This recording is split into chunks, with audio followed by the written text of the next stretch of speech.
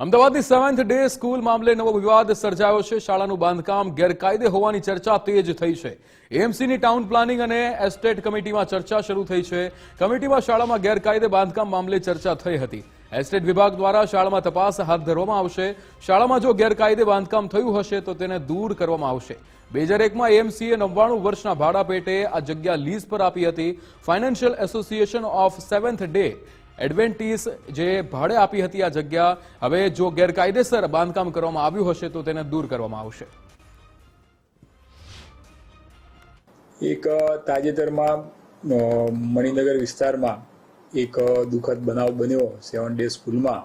તેના સંદર્ભમાં આજે કમિટીના સભ્ય કમલેશભાઈએ પ્રશ્નો પૂછ્યા, રજૂઆત કરી હતી કે જે આ મ્યુનિસિપાલિટીની જગ્યા જે લીઝ પર આપી છે, લીઝના નિયમોનું પાલન થયું છે કે કેમ, અને એની જે શરતોની પૂર્તતા થઈ છે કે એની તપાસ કરવાનું કીધું છે। અને બીજું કે તાત્કાલિક એટલે એને જે બી કાર્યવાહી કરવાની થતી હોય તેનું નક્કી કરીને જાણ કરવાનું કીધેલું છે।